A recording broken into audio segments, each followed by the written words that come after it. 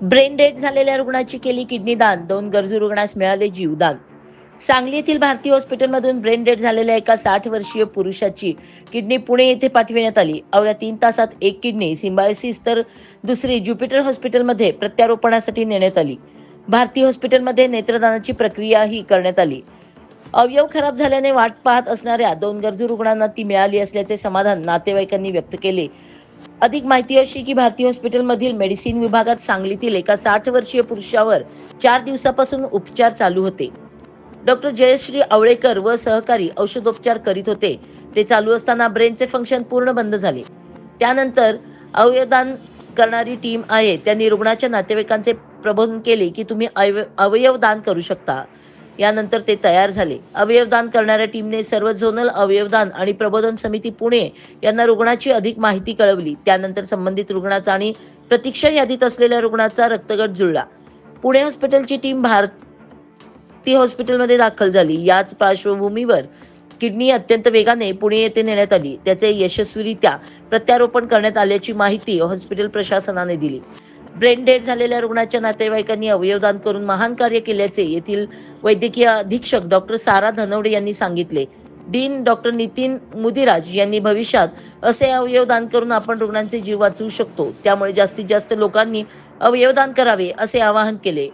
Deputy dean doctor Ajit Joshi, medicine विभाग प्रमुख doctor C G. Chivte, nephrologist doctor Bipin Munjappa, neurologist doctor Naman Shah, doctor Shraddha Shete, doctor Vijay Kulkarni, doctor Digvijay Shinde, doctor Deepanshu, doctor Jaydeep Patil, doctor Siddhesh Shete, doctor Vedika Kharat यांच्यासह medicine आणि ICU मधील staff doctor अस्मिता कर्नाळकर, त्याचप्रमाणे doctor तृप्ती देशपांडे यांचे kidney दानासाठी सहकार्य लाभले. नेत्र विभाग प्रमुख डॉक्टर राजेश गोटेकर यांच्यासह doctor Nitya Shende, doctor Viraj Patil, I bank समुपदेशक चंद्रकांत पाटील यांचे नेत्रदानासाठी सहकार्य लाभले.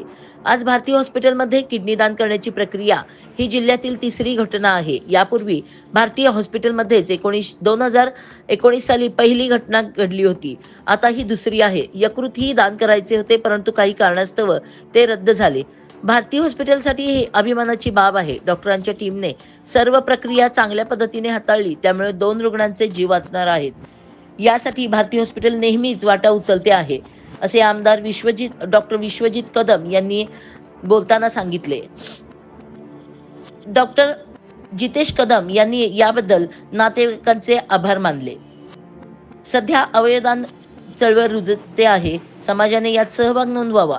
पुणे झोनमध्ये आज अखेर 1923 रुग्ण किडनीच्या प्रतीक्षेत आहेत. अवयवदान करण्याने आपली व्यक्ती दुसऱ्यांच्या रूपात जग पाहू शकते, हे मोठे समाधान आहे, असे उद्गार डॉक्टर बिपिन मुंजप्पा, नेफ्रोलॉजिस्ट यांनी यावेळी बोलताना व्यक्त केले. खरं तर याच्यामध्ये जे अवयवदानाचा निर्णय चिखलदरा म्हणून आमचे जे पेशंट आहेत त्यांच्या नातेवाईकांनी घेतला, कारण ते ब्रेन डेड झाले होते. आणि तो निर्णय घेतल्यानंतर त्यांचे जे अवयव आहेत ते इथून पुण्यापर्यंत त्या ठिकाणी पाठवण्यात येत आहेत. त्यामध्ये सिम्बायोसिस हॉस्पिटल आहे, ज्युपिटर हॉस्पिटल आहे, ज्यांना आपण किडनी त्या ठिकाणी देतो आहे.